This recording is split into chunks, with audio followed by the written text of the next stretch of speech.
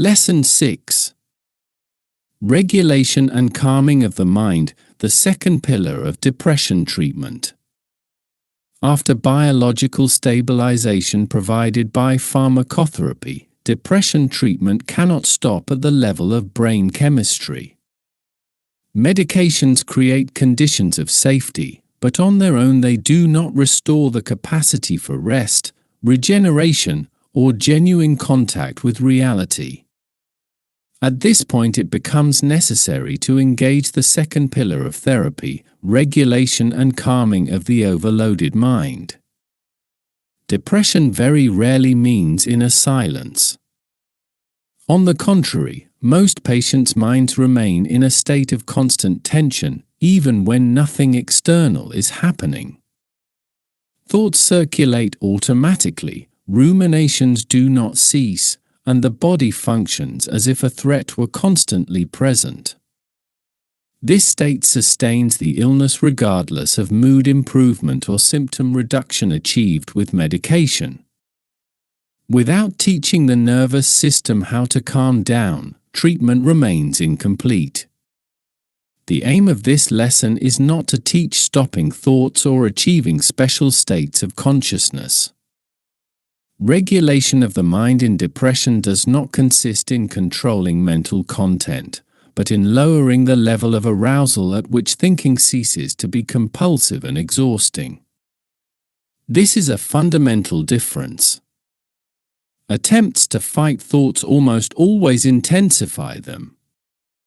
Regulatory work operates in the opposite way. It changes the conditions in which thoughts lose their dominant power. In this lesson, calming will be understood in a clinical sense, not a wellness, spiritual, or self-help one. The focus is on concrete actions, protection from excessive stimulation, stabilization of circadian rhythm, and work with the body, attention, and tension. Where appropriate, elements of Buddhist practices will also appear, treated as therapeutic tools rather than as a religious or philosophical system.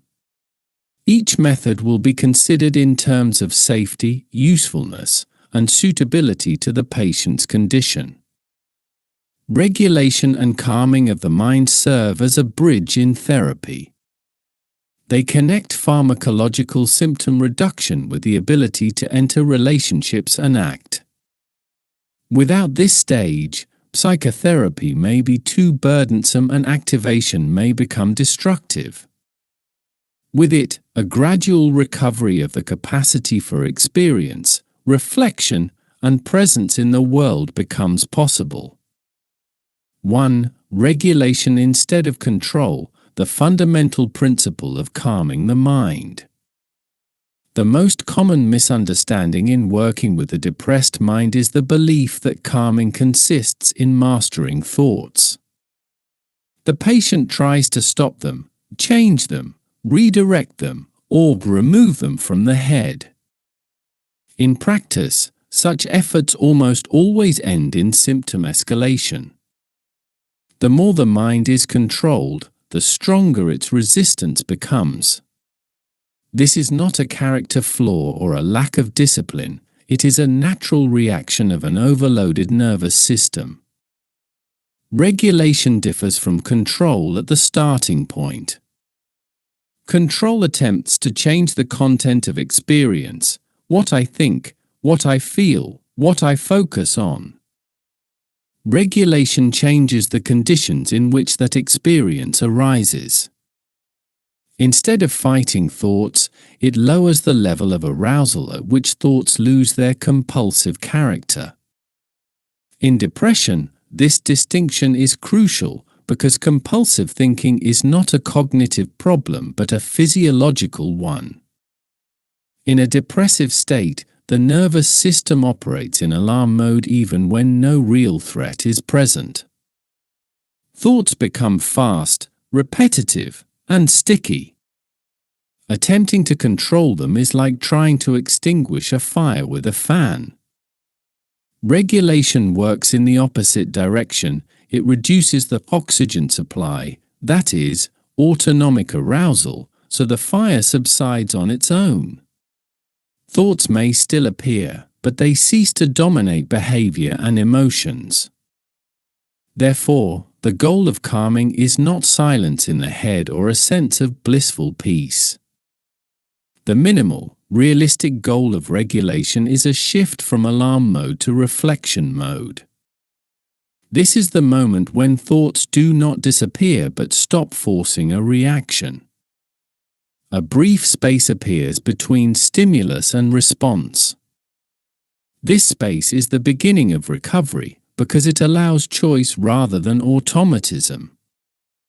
In clinical practice, this means abandoning ambitions of calming oneself down in favor of actions that do not increase tension.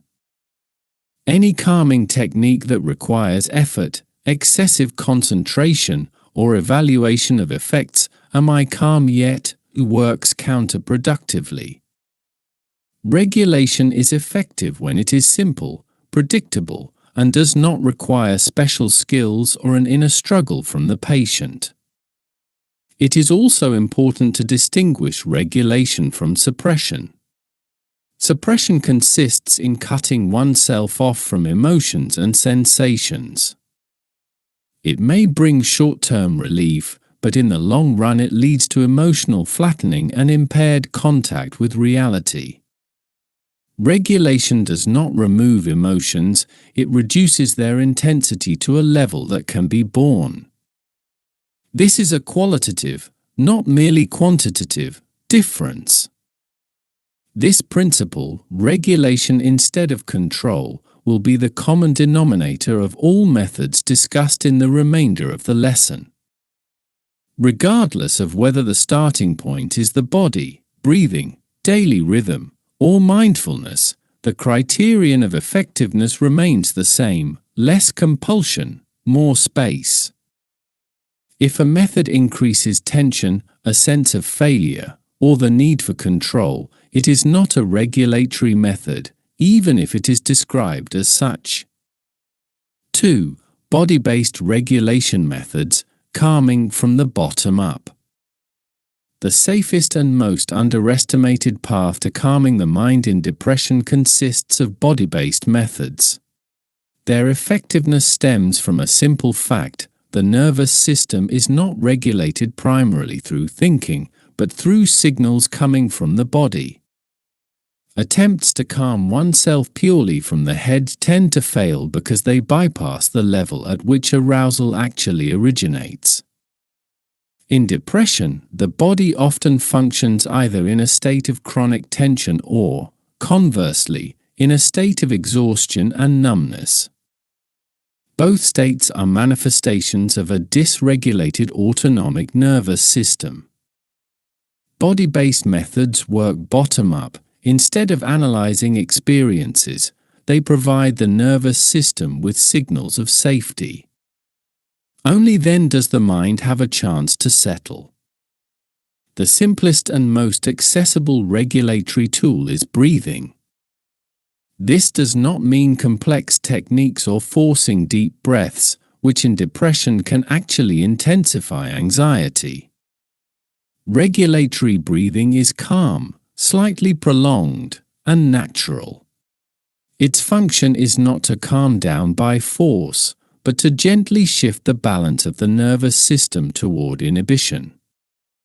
Even a small slowing of the breathing rhythm sends a signal to the brain that the threat is decreasing. Another important area is muscular tension.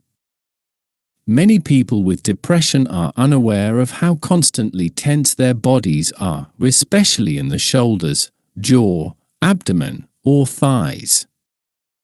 Working with tension does not involve intense exercise, but simple noticing and gradual releasing.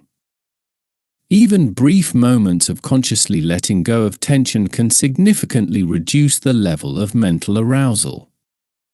A further form of regulation consists of sensory grounding techniques.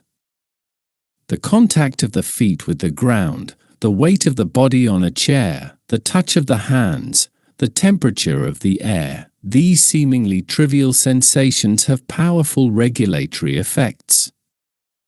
They redirect attention back to the body and the present moment, interrupting the spiral of rumination.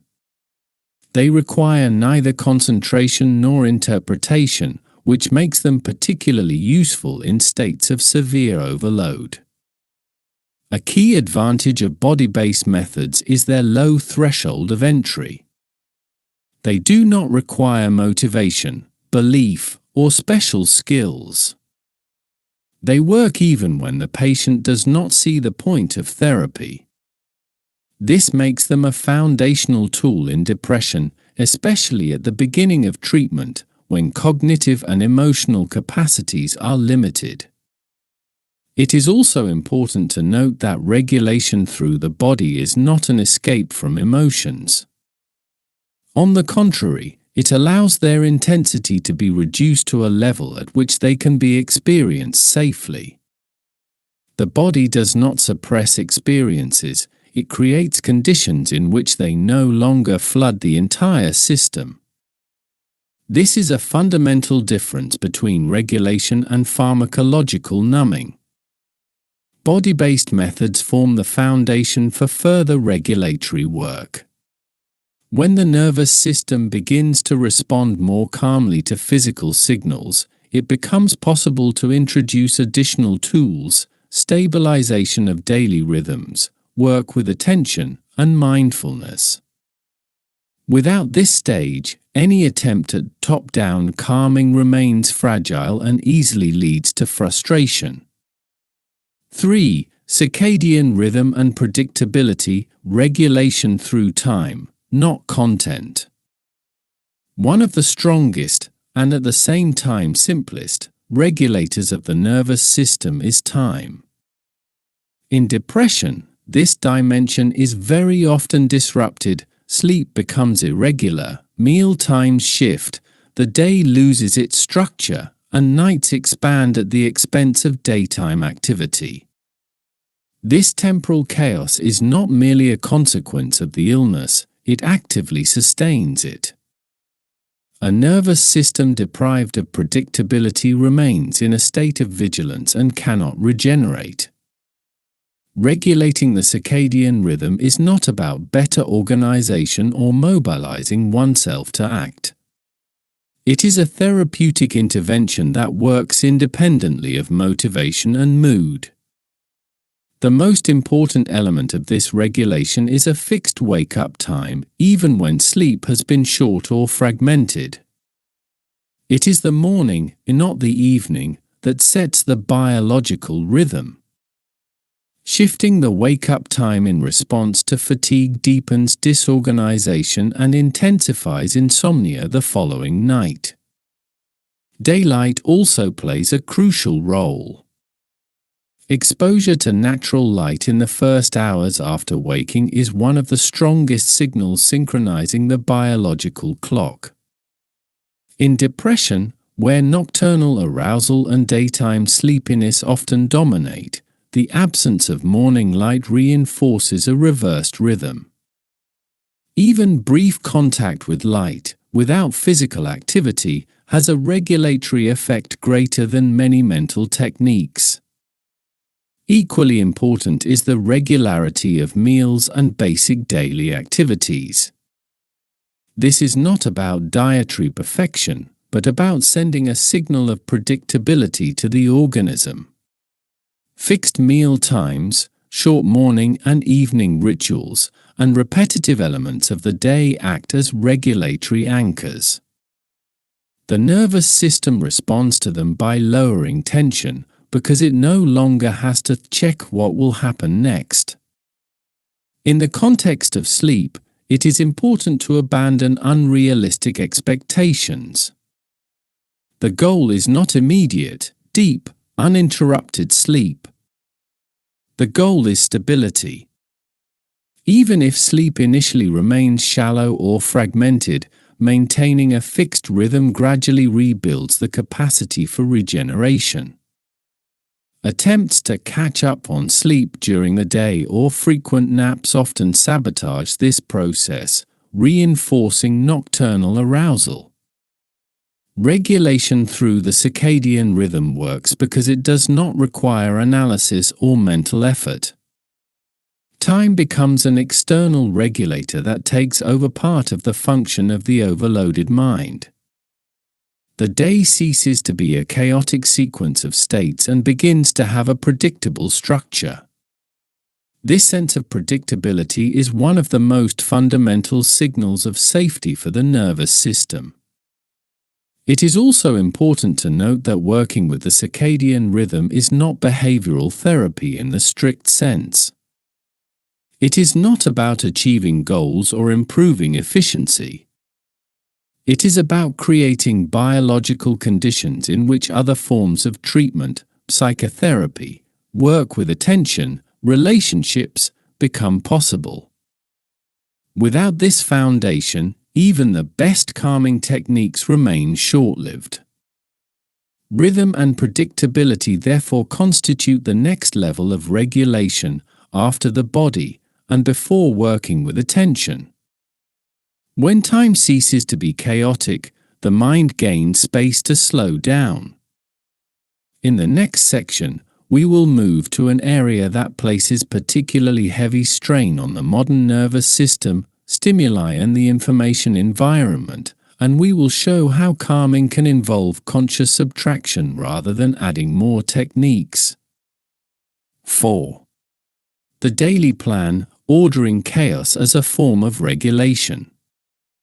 In depression, a daily plan is not an optional add-on or a loose suggestion. It is a tool for organizing a reality that becomes fragmented by the illness.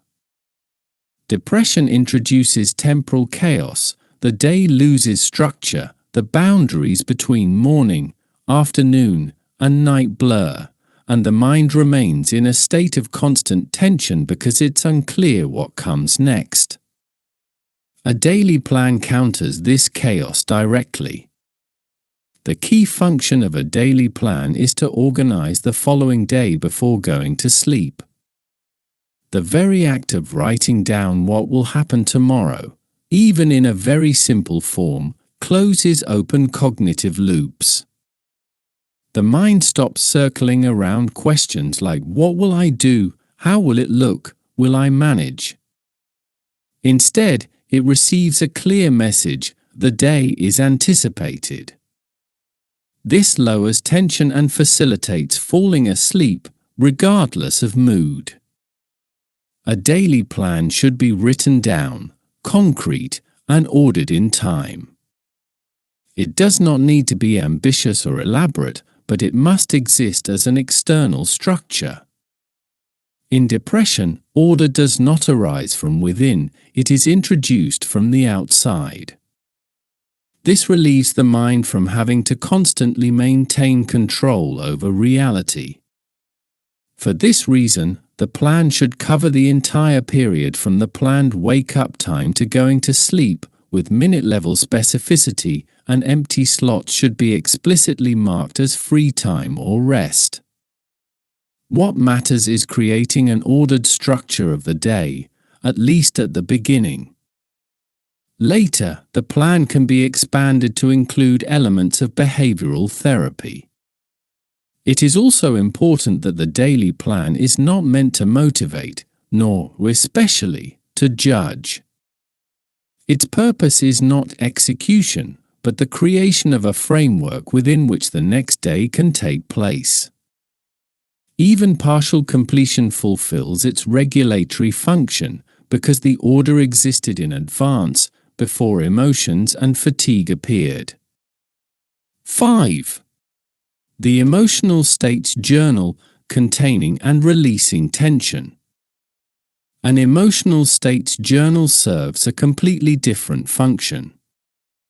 It does not organize time, it relieves the mind of emotional overload. It is a place where what remains unexpressed and endlessly circulating in the mind is transferred onto paper. In this sense, the journal functions like a safety valve, part of the accumulated tension is released outward. Writing about emotions is not meant for analysis or understanding. It is meant for discharge. The mere act of writing experiences down reduces their intensity, because the mind no longer has to process them repeatedly. What has been written down no longer demands constant attention. The way entries are formulated is crucial. Emotions are described as states, not as identity. Phrases such as "I feel sadness," "fear is arising," "there is tension" create distance. Instead of "I am sad," which fuses the emotion with one's self-image, an observational perspective appears. This is not a linguistic trick, but a real psychological intervention that weakens identification with the symptom. Emotional states are best recorded as separate entities, observed from the outside. Depression is, in part, a disorder of distorted self-identification, ego. Therefore, a primary therapeutic task is to increase distance from one's own emotional states. Keeping a journal in this manner directly supports this process. The journal does not need to be elegant or structured. It can be chaotic, emotional, uncensored. It does not need to be reread. Its purpose is not aesthetics or correctness, but relief for the mind. The more emotions are transferred onto paper, the less of them remain circulating in the mind before sleep. 6. Stimulus hygiene and the information environment, calming by subtraction. One of the most frequently overlooked factors that sustain depression is sensory overload. The modern mind rarely has the opportunity for genuine calm, as it remains in constant contact with information, sounds, images, and social tensions. In depression, this excess is not neutral. It acts as a continuous stressor that prevents regulation, even when other elements of treatment are being applied correctly. Stimulus hygiene is not about isolation or escaping the world. Its aim is to reduce the number of signals that carry no regulatory value and only maintain arousal. In depression, the nervous system does not filter stimuli effectively. What is background noise for a healthy person becomes a source of tension for someone who is ill. Therefore, calming at this level primarily involves conscious subtraction. The strongest source of overload is the information environment. Smartphones, social media, news feeds, and constant checking of messages keep the mind in a state of vigilance and reactivity. Even brief informational stimuli activate the same stress mechanisms as real threats. In practice, this means the mind has no chance to enter a regenerative mode. Limiting exposure to information, especially in the evening, is one of the simplest and most effective regulatory interventions. Auditory and visual stimuli are equally important. Constant noise, a television left on, background music, flickering screens create an environment in which the nervous system remains tense even when content is not consciously processed. Silence or near silence is not a luxury, it is a condition for regulation. For many patients, simply turning off background sound leads to a noticeable reduction in tension. An important aspect of stimulus hygiene is protection from conflicts and the emotional chaos of other people. Depression significantly reduces the ability to filter others' emotions. Arguments, tense conversations, social pressure, or the constant need to explain one's condition deepen exhaustion. At the regulatory stage, the goal is not to resolve relationships, but to temporarily limit exposure to what destabilizes. Stimulus hygiene also includes organizing physical space. Chaos in the environment acts like chaos in the daily schedule. It keeps the mind in a state of readiness. The goal is not perfect tidiness, but removing excess, objects that distract, remind of obligations, or evoke tension. Space should support regulation, not sabotage it. It is crucial to understand that calming at this level does not involve adding more techniques, but consciously limiting what overloads the system. This is often the most difficult part of treatment because it contradicts modern life habits. At the same time, it can be one of the most effective, especially for people in whom pharmacotherapy and other methods do not bring the expected improvement. Stimulus hygiene creates the conditions in which other regulatory tools can work.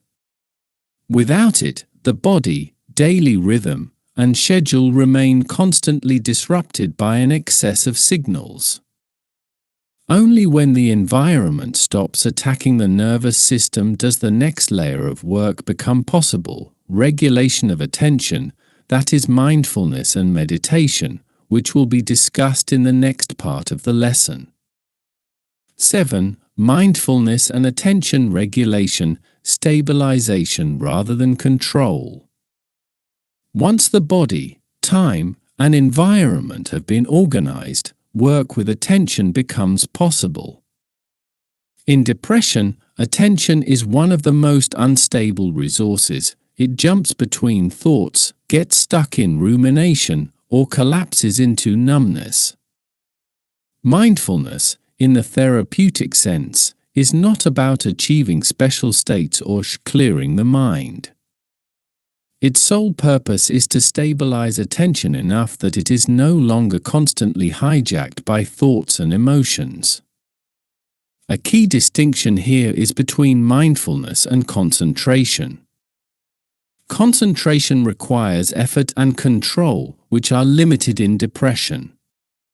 Mindfulness involves gently maintaining attention on a simple object of experience, such as the breath, a bodily sensation, or a sound. The aim is not to hold attention continuously, but to notice when it drifts and calmly bring it back. This movement of return is the essence of regulation. In practice, this means very short and simple exercises. A few minutes a day is sufficient. Sessions that are too long or attempts to do it properly lead to frustration and worsening of symptoms. Mindfulness works when it does not become another task to complete, but a tool for lowering tension. In depression, mindfulness directed toward the body is particularly important, rather than toward thought content. Focusing on the breath, the weight of the body, or contact with the ground stabilizes attention without opening space for analysis. Direct work with thoughts at this stage is often too demanding and may intensify rumination instead of reducing it. An essential element of mindfulness practice is changing one's relationship to thoughts. Thoughts are not treated as messages to be solved, but as phenomena that arise and pass away. They do not require a response. This direct experience, rather than intellectual understanding, gradually weakens their compulsive quality. The mind learns that not every thought demands action. However, safety boundaries must be clearly stated. Mindfulness is not a universal method and may be contraindicated in certain states. If practice increases anxiety, feelings of derealization, intrusive thoughts, or a sense of losing control, it should be discontinued. In the treatment of depression, safety always takes precedence over technique. Mindfulness is a regulatory tool only when it is embedded within the context of the entire therapy. Without pharmacotherapy, daily structure, and stimulus hygiene, it easily becomes another arena of struggle with oneself. When used appropriately, it does not solve problems, but creates a space in which problems no longer completely dominate attention. 8. Meditation as an extended mindfulness practice, deepening regulation. In the context of treating depression, meditation is not a separate, mysterious technique nor a practice reserved for people with specific spiritual beliefs. In a therapeutic framework, it is an extended form of mindfulness, used when basic attention regulation has already been partially stabilized. Its purpose is not insight, personality transformation, or the attainment of special states of consciousness, but the deepening of the ability to keep the mind in a state of reduced arousal. The primary function of meditation is to lengthen what appears only briefly in mindfulness practice, the moment when attention is not completely absorbed by thoughts and emotions. In depression, such moments are short and unstable. Meditation, understood as an extended mindfulness practice, does not involve stopping thinking, but rather expanding the space between successive cognitive impulses. It is precisely this space that has a regulatory effect. In practice, therapeutic meditation is based on the same elements as mindfulness, the breath, the body, and simple sensory experiences. The difference lies in duration and intention. Sessions may be slightly longer, and attention is guided in a more continuous manner. However, the same rule still applies: no effort and no evaluation of outcomes. Meditation ceases to function as a regulatory practice the moment it becomes a task to complete or a test of effectiveness. It is also important to distinguish between different types of meditation. In depression, priority should be given to stabilizing practices, those corresponding to what Buddhist traditions describe as calming or settling the mind. Practices focused on analyzing experience, gaining insight, or intensively observing mental content can be too demanding at this stage and may intensify rumination. Meditation should calm the system, not open additional layers of interpretation.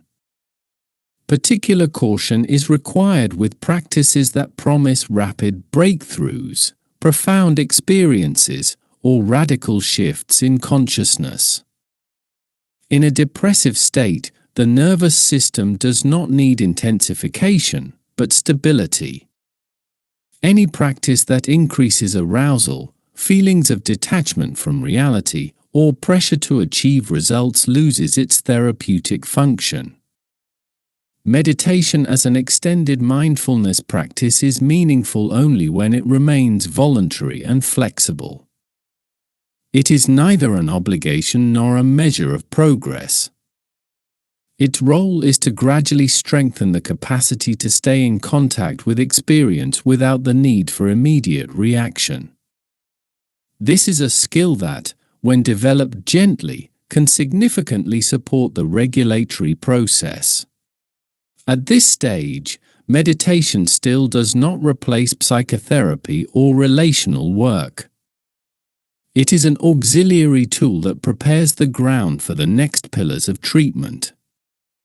When the mind learns to quiet itself, even partially and without struggle, it becomes possible to move toward activities requiring greater engagement, topics that will be addressed in the next lesson, devoted to behavioral and social therapy.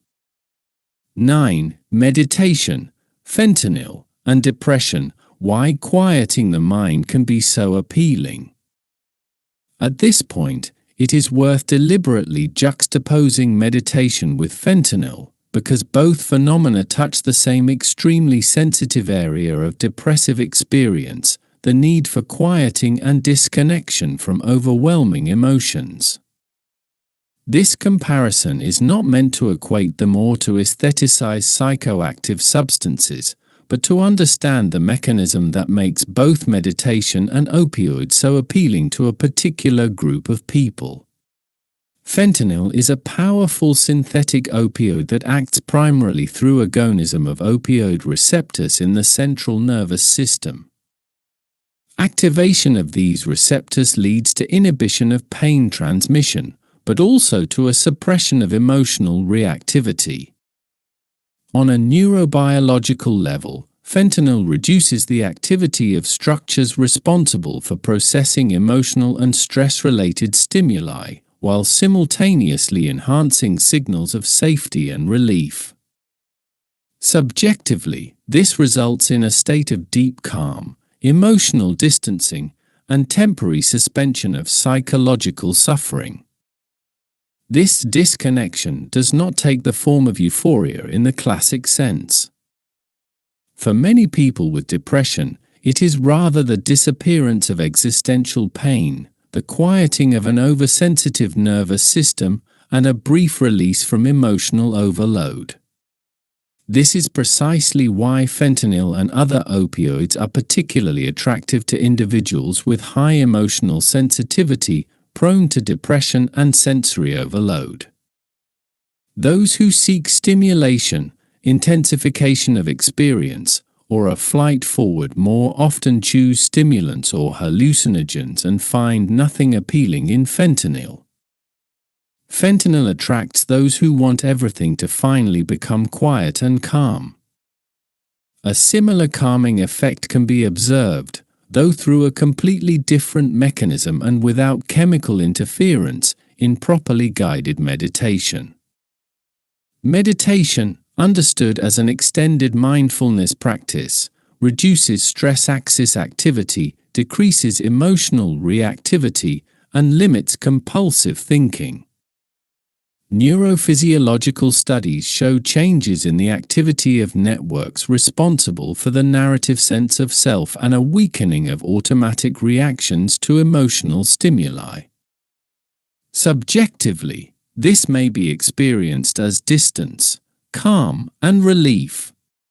This similarity of effect, quieting, distancing from suffering, reduction of emotional excess, explains why meditation can be extremely attractive to people affected by depression. The difference between these paths, however, is fundamental. Fentanyl achieves this effect by artificially shutting down regulatory mechanisms, leading to rapid tolerance, addiction, and biological destruction. Meditation, by contrast, strengthens the nervous system's natural regulatory capacities, teaching the body to gradually lower arousal without chemical cost. On a neurobiological level, the similarity between meditation and opioids lies in their influence on partially overlapping systems that regulate reward, stress, and psychological pain, although they do so through entirely different pathways. Opioids such as fentanyl directly activate opioid receptors, which secondarily leads to increased dopamine release in the reward system and suppression of stress responses. In meditation research, regular practice is associated with changes in the activity of these same brain networks responsible for emotional regulation and a sense of safety, as well as increased availability of dopamine and serotonin and reduced cortisol levels.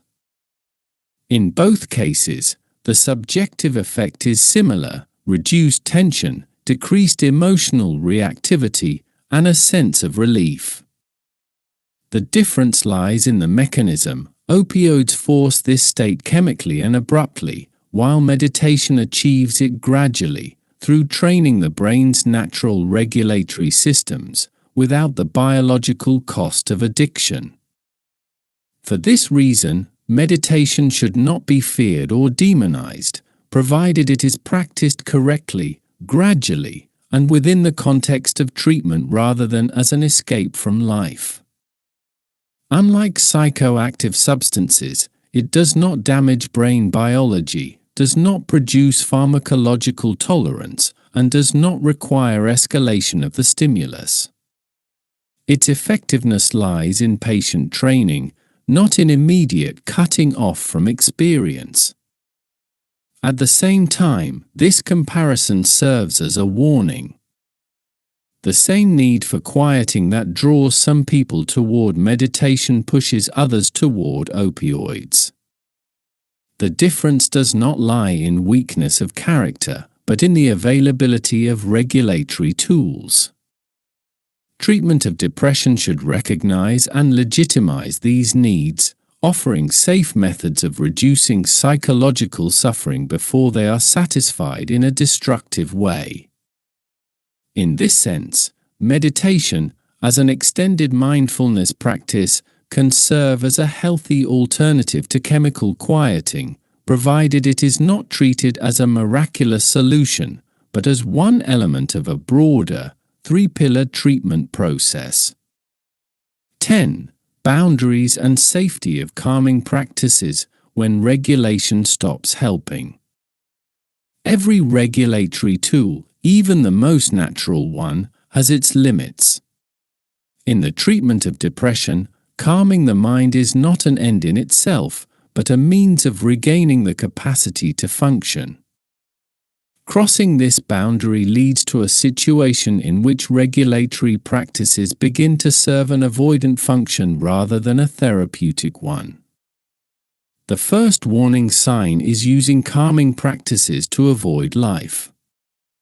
If meditation, stimulus isolation, or regulatory rituals serve solely to avoid confronting relationships, decisions, and reality, they stop supporting recovery.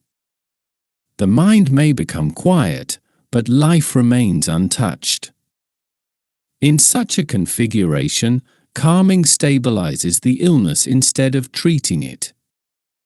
In some temple traditions of Buddhism, Jainism, or yogic paths, even monks can fall into a destructive dependence on states of meditative sensory quieting, states that are so powerfully attractive to people using fentanyl. Fortunately, achieving this effect naturally is relatively difficult, and for that reason meditation does not harvest such abundant casualties as that infamous drug. The second danger is escalation of practice. In depression, it is easy to fall into the belief that if something brings relief, it should be done more often and more intensely. Longer sessions, greater isolation, increasingly restrictive stimulus hygiene can lead to emotional flattening, derealization, or a sense of disconnection from the world. Regulation works best in moderate, repeatable doses, not as intensive interventions. This is why Buddhism places such a strong emphasis on the middle way, balanced and safe practice. The third problem is regulatory perfectionism. The attempt to do everything correctly, the perfect daily plan, perfect calm, perfect practice, introduces a new source of tension. In depression, any tool that becomes another obligation or a measure of self-worth works against recovery. Regulation is meant to reduce pressure, not relocate it elsewhere. For this reason, Buddhist traditions developed the principle of evaluating meditation by time rather than by quality. A session lasts only a predetermined amount of time. In the distant past, when smartphone clocks were not yet widely available, smoldering incense sticks were used to measure meditation time. In Buddhist monasteries, this technique survives to this day, as monks are not permitted to wear wristwatches. It must also be stated clearly that not every technique is appropriate for everyone at every stage of the illness. If a calming practice intensifies anxiety, produces feelings of derealization, emptiness, or loss of control, it should be discontinued. In such situations, methods based on the body, daily rhythm, and external structure are safer than prolonged work with attention.